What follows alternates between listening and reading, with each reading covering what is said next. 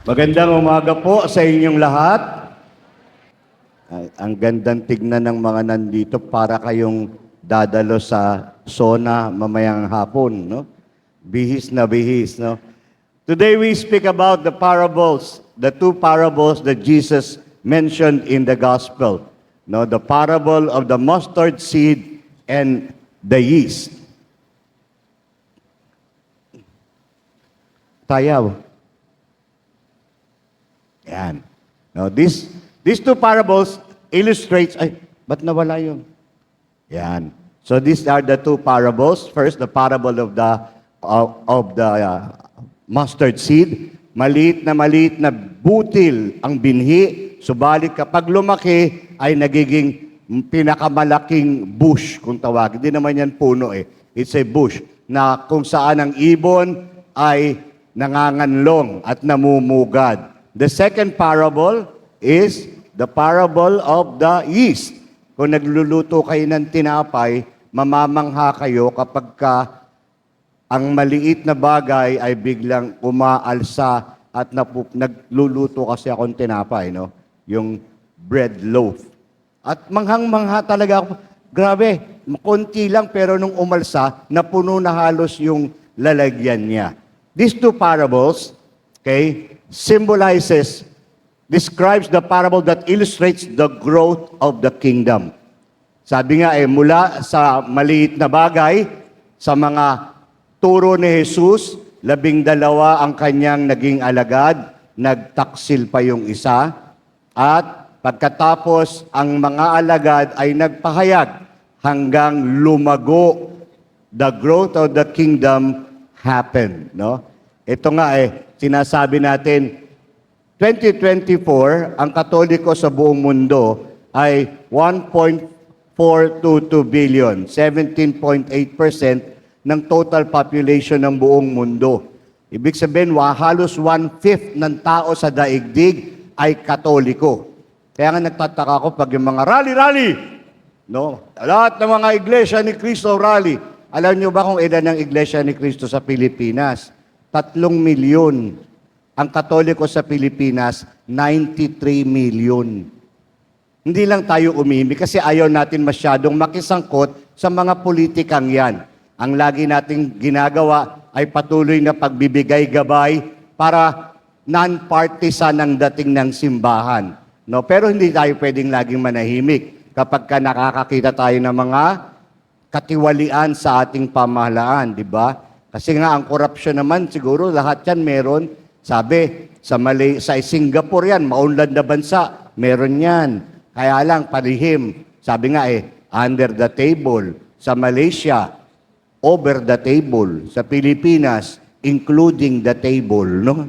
Lahat na tinatangay ng mga ibang mga politiko na wala naman talaga malasakit sa bayan. Kaya ang paglago ng kaharian mula kay Jesus, ngayon 1.4 billion.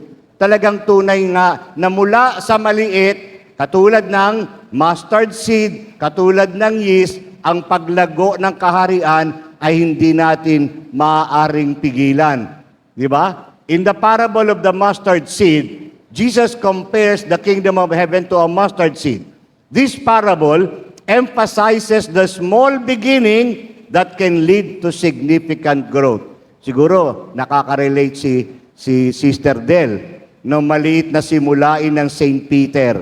Maraming pagsubok na pinagdaanan. Subalit ngayon, nandito kayong lahat nang wala kayong kamalay-malay na dito kayo ihahatid ng Panginoon. Na hindi lang inaaruga ang inyong pangangailangang material, kundi inaaruga ang pangangailangang pang-espiritual. It is important to find inspiration. Yung bang ang pag-asa mo ay nakalagak sa isang mapagkakatiwalaan. Sabi ko nga sa inyo, di ba? Ibang mga tao kasi pag maraming pagsubok kung saan pumupunta sa mga paniwala ng mga matatanda, yung mga pamahiin, di ba? Magpaputok na malalakas pag bagong taon para lumayas ang masamang espiritu sa bahay nyo. Di ba? Inamin ko na sa inyo to Kahit ako nga, hindi ko kayang palayasin yung masamang espiritu sa bahay nyo. Lalo na kung doon nakatira. Kasabay nyo pang kumain. katabi nyo pang matulog ang demonyo. Mahirap yan palayasin. Asawa nyo yan eh. No? Pagtiisan nyo na lang kasi. Oh, magpahula nga ikaw para malaman natin kung bakit ganitong takbo ng buhay. Hirap na hirap tayo. Magpahula ka. Huwag din kayo umasa dyan. Sabi nga nung isang lalaki, pare, anong zodiac sign mo? Di niya alam kung ano yung zodiac sign. Para hindi malata, sabi niya, ikaw muna pare. Ako, Cancer ang zodiac sign ko.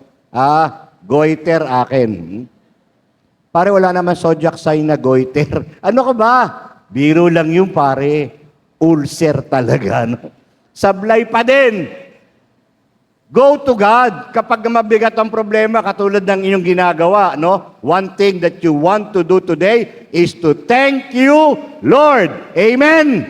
Yan ang ating ginagawa. Alam natin kung saan tayo tatakbo kapag may pagsubok sa buhay natin. The kingdom is small from the beginning, pero ngayon laganap na. Tulad ng St. Peter, mula Quezon Avenue, ngayon buong Pilipinas, shout out sa mga tagbilaran na nagbasa ng gospel. No? Nakikita ninyo, it is the same thing. If you rely on God, God will respond and He will make your dream come true and make it big. No? It will grow. No? Kaya nga mula sa 12 alagad na wala halos lahat pinag-aralan, maliban kay Mateo, lumaganap na ang kaharian. They were ridiculed. Yan ba mga alagad mo, mga mangmang? Have you been ridiculed? May mga taong mga iinsulto sa inyo. Nanliligaw yung lalaki sa babae. Sabi nung tatay ng babae sa nanliligaw na lalaki, yang anak ko, mataas pangarap ko dyan. Ang gusto kong mapangasaway niyan nung may natapos. May natapos ka ba? Minamaliit agad yung lalaking nanliligaw. Meron naman po. Anong natapos mo? Abugasya? Hindi. Medisina? Hindi po. Accountancy? Engineering? Hindi po. Anong natapos mo? Natapos ko po yung sentensya ko sa bilibid. Napatay ko kasi yung tatay ng dati kong nililigawan eh. Ang dami kasing tinatanong. May tatanong pa ba kayo? Ikaw naman. Gagawa na kita ng merienda. Sa buhay lahat tayo minamali. Jesus, the son of a carpenter. Ba't yung paniniwalaan niya? Karpentero lang yan. No? But Jesus didn't mind. Tayo din sa buhay natin, minamalit kayo ng iba. No? Sekretary ka lang, janitor ka lang, security guard ka lang. But always remember, great things start from small beginnings. No, kung magtsatsaga lang tayo, ano nga sabi ni Mother Teresa of Calcutta? Sabi niya, I cannot do great things, but I can do small things with great love. At yun lang naman siguro sekreto ng pagmamahal na lubos, ganap sa St. Peter nila Sister Del at kanyang pamilya. Diba? Pag nakakakwentuhan ko nga yung may ibang punerarya, sabi ko, ang tagumpay nun kasi ang buong pamilya ay sama-sama sa iisang pangarap. Sa isang pangarap na makapagbahagi sa mga tao ng pagsisilbi. Lalo na sa mga sandali ng matinding pagluluksa. No? Ito yung inyong sikreto. Do things with great love. Don't aspire to do just great things. Even small things, no, are relevant as long as you do it with great love. Kita niyo yung kanyang grupo ngayon ng mga madre na naglilingkod sa mga mahihirap at mga may karamdaman at sa mga malapit ng mamatay.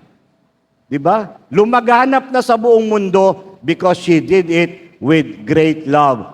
Kaya nga sa umpisa, ganyan ang buhay natin. Dumarating yung mga pagsubok sa atin kapag tayo ay nagsisikap makibahagi sa paglaganap ng salita ng Diyos. Small beginnings can become great things. Minamalit yung mga apostol hanggat nakita na nila yung mga himala.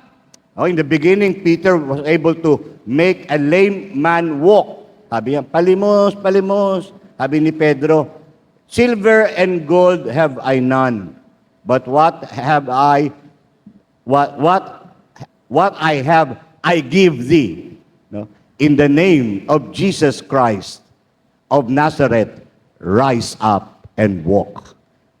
At ang mga tao ay dumagsa dahil sa mga himala na ginagawa ng mga alagad. na nag-umpisa sa kawalan.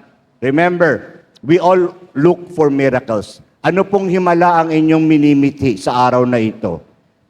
Kagalingan sa karamdaman ng mahal sa buhay? No? Kalayaan sa mga pagsubok, financial man o physical? Ano ang hinihingi ninyo? Lahat tayo nangangarap ng himala.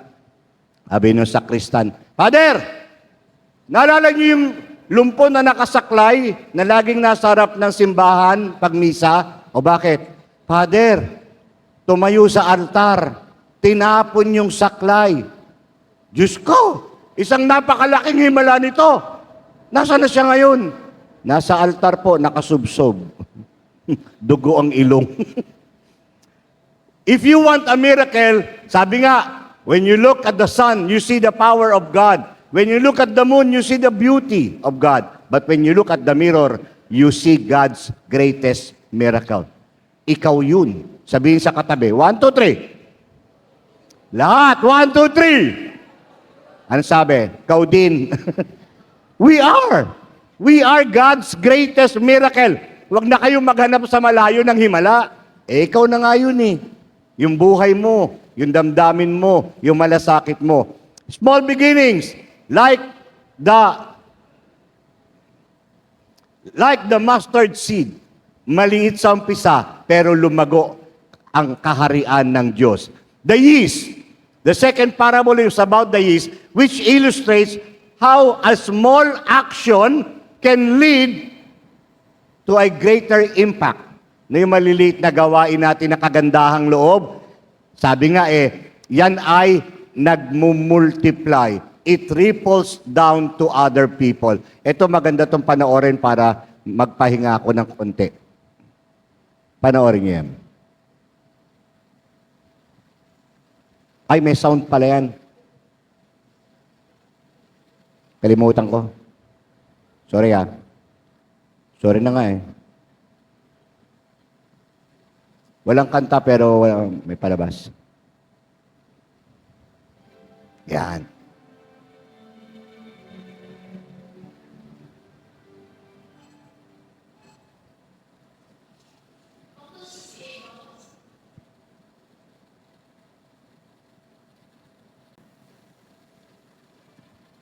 I'm sorry. And then please share this.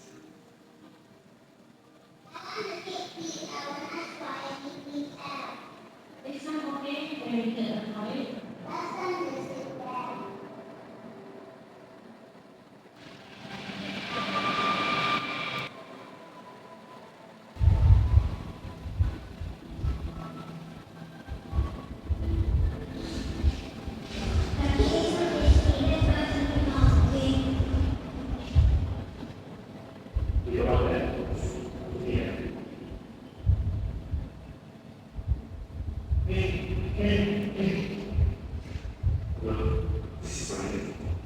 I want you to consider.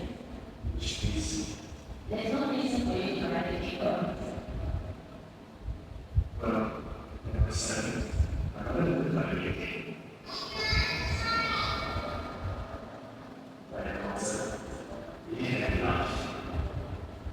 Can we get something else?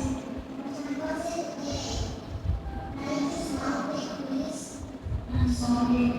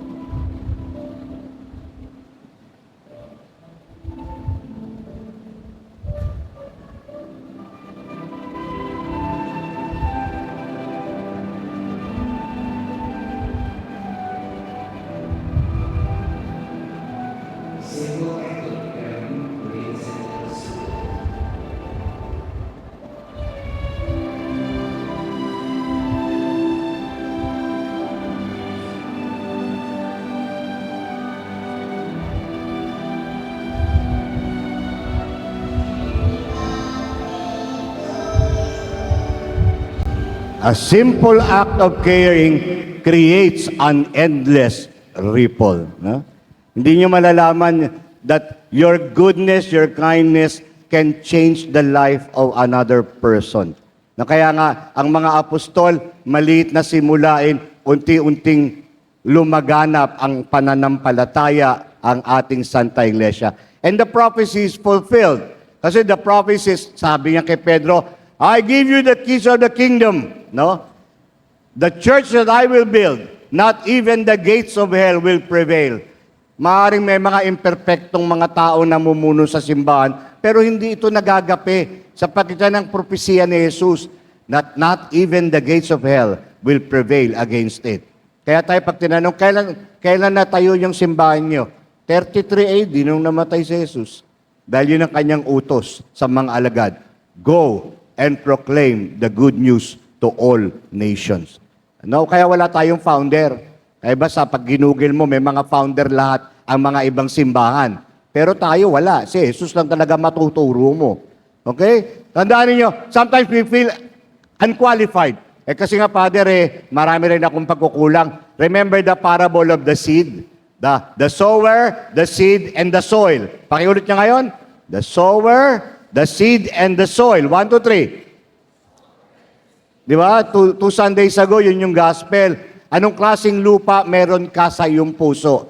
Meron daw na matigas na lupa. Merong mabatong lupa. May lupa na madawag. Na pupawang hindi namunga yung binhi. But always remember this. Anumang lupa meron kayong taglay sa inyong puso, do not underestimate the power of the word. Dahil kahit anong uri ng lupa meron ka, pag hinayaan ninyong maipunla ang binhi, tutubo yan. Because the word is more powerful than the kind of soil in your heart. But allow it to be planted by listening to the word. Iba kasi pag nagsisimba, nagbabasa ng mga pagbasa, yung iba, hindi man lamang alam kung ano yung binasa. Pag-uwi, ang ganda na sinabi ni Father. Talaga? Anong sabi? Ang ganda?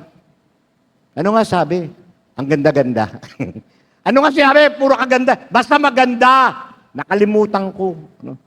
Iba naman, pag nagsisimba, pag sinabi na nagbabasa, unang pagbasa, kayo, unang pagtulog.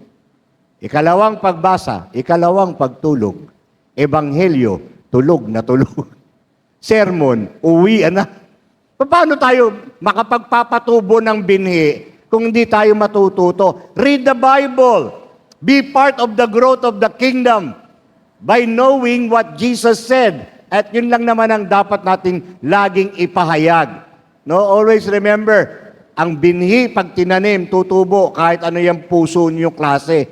Kahit nga yung mga kriminal, nagbabagong buhay kapag nakinig at isinapuso ang salita ng Diyos. Now, always remember that. Kaya nga para sa atin, these parables highlight the transformative power of faith. Na ano niyo yung kanta, yung sabi ni Mariah Carey, there can be miracles when you believe. Though hope is frail, it's hard to kill. Who knows what miracles you can achieve? When you believe, somehow you will. You will when you believe. You just have to have faith. Ang mga alagad, they simply lived by faith. And by faith, they obeyed. Kaya nga nung sinabi ni Jesus, humayo kayo, dala-dalawa. Huwag kayong magdadala ng kahit na ano. Walang pagkain, walang lukbutan, walang ekstrang damit. Ang dala lang nila ay ang tiwala sa Diyos. And the kingdom grew. Lumago ang kaharian dahil sa katapatan, sa pananampalataya at pagsunod ng 12 alagad. The transforming power of the faith caused the growth of the kingdom of God like the mustard seed, like the yeast. Oh, hindi pa yan tapos. Ay, bakit napunta dyan? Hoy, ano nangyari? Hoy, hindi akin yan. Oh, Bumalik sa umpisa. Ayan. Talaga kayo. Father, hindi na pwede, matanda na ako. Ako din masakit pa nga pa ako. Yung ugat ko yata, naipit, hindi ko maintindihan Kaya meron akong, ganyan, ganyan. Yung isa wala, I'm old. Ayun pare. Father, sabi ng parishioner, dapat kayong mga pare, moderno na ngayon, magmisa kayo sa mga kalsada para makita kayo ng parishioner nyo. Matanda na tayo, anak, hindi na tayo pwede dyan. Dapat, Father, dinadalaw nyo yung mga may sakit sa bahay para kung hindi man ninyo kayang pagalingin yung sakit, pakitaan nyo malasakit. Matanda na nga tayo, hindi tayo pwede dyan. Balita, Father, dapat ayusin nyo yung mga samahan ng simbahan Nag-aaway-away yung mga membro. Matanda na nga tayo, hindi tayo pwede dyan. Balita ko, Father, malapit ng payagang mag-asawa mga pare. Diyan, pwede pa tayo. No? Pag mag-aasawa, pwede pa. Di ba? I am old and I thank God. No, Sister Del, lalong-lalo na siguro. Yung iba kasi ayaw tumanda. Ayaw ng babae. Dok, magkano, sabi nga, alam niyo, ang pagtanda, napakalaking biyaya ng Diyos, no? Kahit marami na kaming nararamdaman na hindi tama, nasasakit na mga buto, pero at least, di ba, yung iba gusto laging bata. Dok, magkano magpa-facelift para magmukha akong bata? 250,000 lahat-lahat na yun. Mahal pala yun.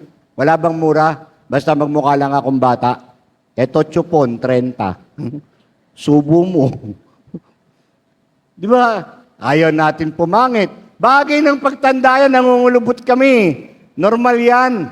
No, kaya nga, di ba, yung mga tao ayaw pumangit. Sa palagay ko, alam nyo, talagang ito'y totoo. Alam nyo yung kapangitan, palagay ko, yan ang biyayang malaki ng Diyos Yang kagandahan nyo, yan ang tumpa. Dahil, ang kagandahan naman kasi nililipasan ng panahon. Pero ang kapangitan, pinagtitibay ng panahon, no? O ba't di nyo ba napapansin? Yung magaganda ngayon, bukas pangit na yan. Pero yung mga pangit ngayon, bukas, pangit pa din. No? Di ba? Ang tibay! Ang tibay! Kasi pag maganda ka, tapos nangungulubot ka na, madidepress ka. Wow!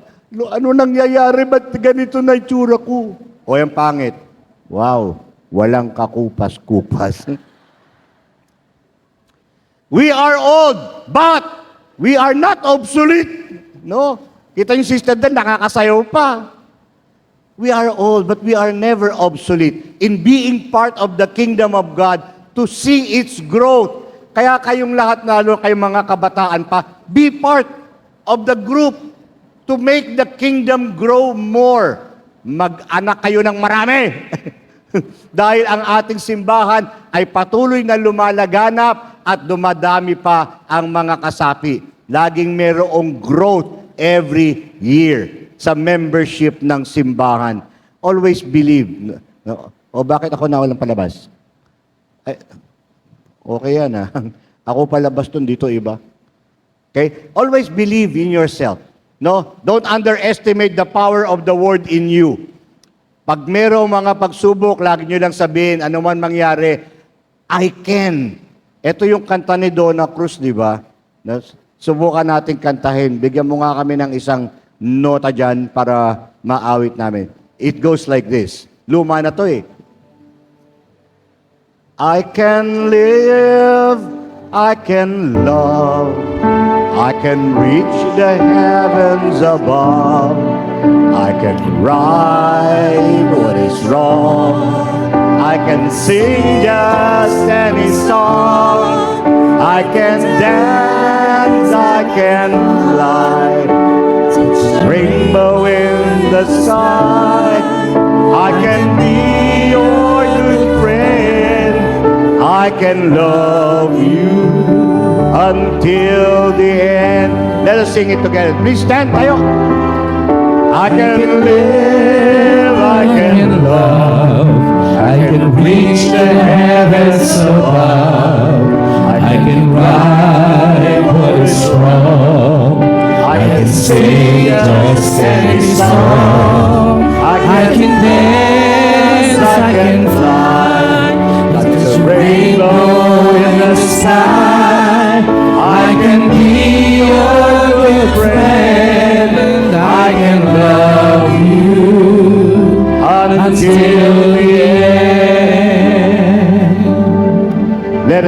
together. I can and I will. I can and I will. Palakpakan natin ang ating Panginoon. The Lord be with you. And with your And spirit. may Almighty God bless you and your families, the Father, the Son, and the Holy Spirit. Amen. Glory to God. Palakpakan natin ang Diyos.